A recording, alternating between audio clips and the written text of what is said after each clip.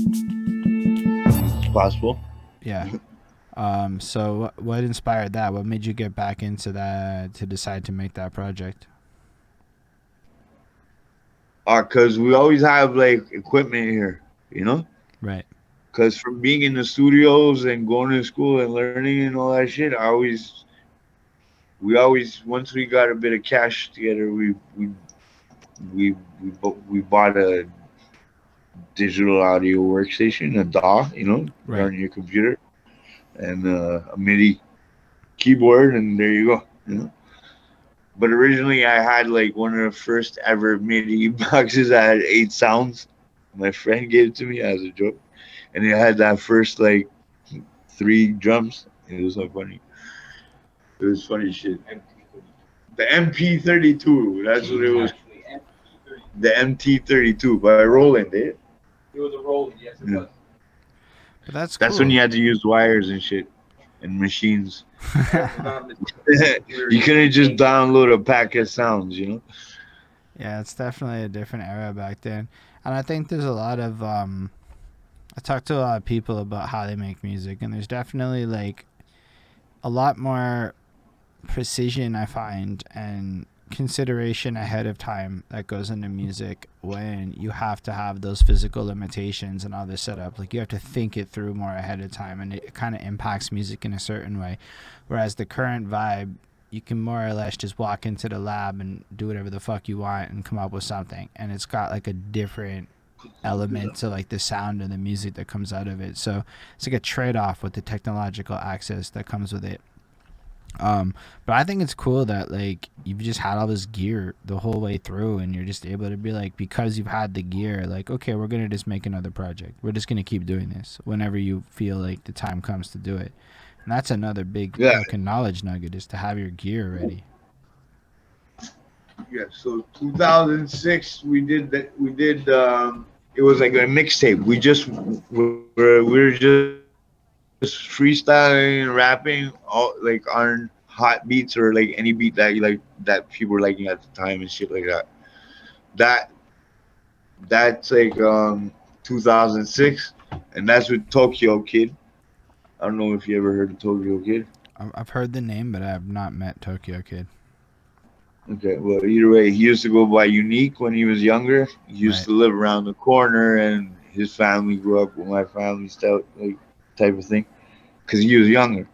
right. So we had a microphone, and that's basically one of the first times he's on a project.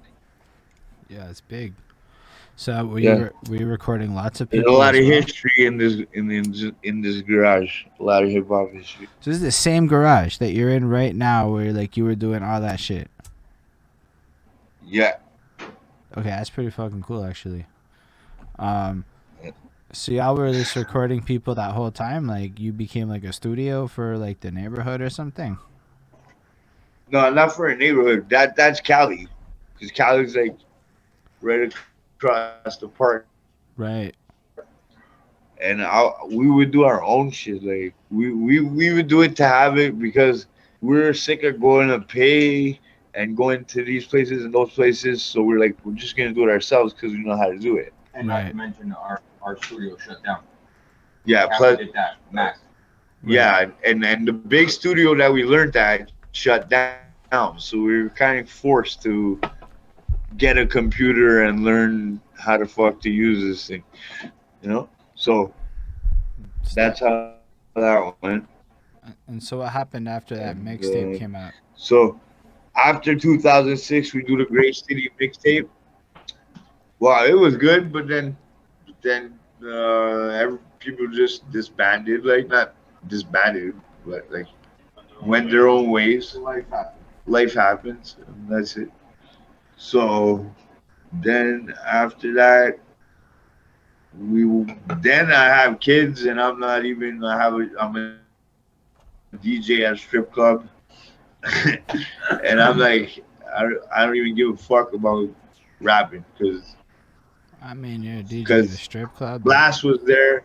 Blast, me and Blicky, is because if you was watching this, would be funny. Either way, Blicky used to bring me some piff, so I was like, when he gave me his mixtape, the first one, the Human Gun, I was like, okay, I don't want to rap. He just said everything I needed to say. Like, if I was gonna say anything, he just said it. You know. Mm, that's So fair. Um, so at that point, I was like, nah, I'll just chill. Plus, like we were doing so much bad shit at that time.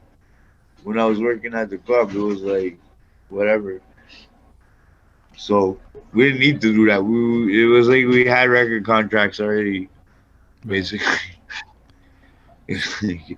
Like walk into the club, like boom, move the line, boom, Right. get a bottle, boom. That's it. We were doing shit like we were like emulating the '90s rap, basically. Right. Well, because we were going through it, but in I, the 2000s, basically. fair enough. I mean, y'all did whatever y'all did. I'm not one to like go into the details of that kind of stuff for real. So I'm cool with being mad elusive. But the idea that y'all was out there balling hard, doing your thing, and the music maybe was less of a priority. Also, I Blast or Blicky is extremely fucking good. Like I've gone back to his old ciphers, and I'm like, yo, he really, really is an extremely talented Bro, fucking MC. Blast is a monster. Like Blast is a monster. Trust me. I This believe guy it. used to ride around in his car writing that shit. That's dope. Figure that out. We I put the CD with the beats on, and he's driving around, moving around, and he's just writing it in his head, like as he goes along. So I guess he would remember. I don't know that part. You'd have to ask him. But he's on IG. Get at him, man. Put him on the show. Yeah, I'll definitely hit him up. Honestly, I met him one time. I made a big mistake and chose not to stay because decided work was more important in that moment. I feel like in hindsight, I probably should have talked to the guy a little bit more. But I did meet him one time, and I'm actually like, I remember like 2012 ish. Like he had a little buzz going on. Like people that were not connected to the hip hop world were aware and cognizant of his music, and I can't say that that happened a lot of times in my life where like just random people would be playing a Montreal rapper like that in a call center or some shit.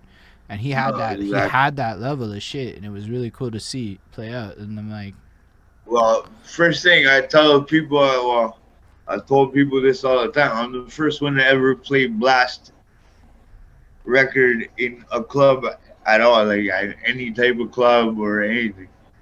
so you played his stuff And because you then, were the and then DJ at the people, strip club. and then exactly. So then all the girls are like, "Who's this?" And then they're like, "I'm like, it's Blast," and they're like, "What?" And because everybody knows everybody's everybody, you know what I mean? Well, woo, woo, woo. And Yeah, that's a that's big how it goes. power. So basically, you played a guy's music one time. It stands out enough that the girls happen to pay attention to this guy. They're like, I want to know who that is. And they spread the word around. And it was just Yeah, by. because what I would do, I would get these packs in. So I would always have the freshest tunes. So even like if it was one of my boys on the sheet, he'll give it to me. You know what I mean? So and that's what it was. When I was doing DJ thing, I was always on top of the game.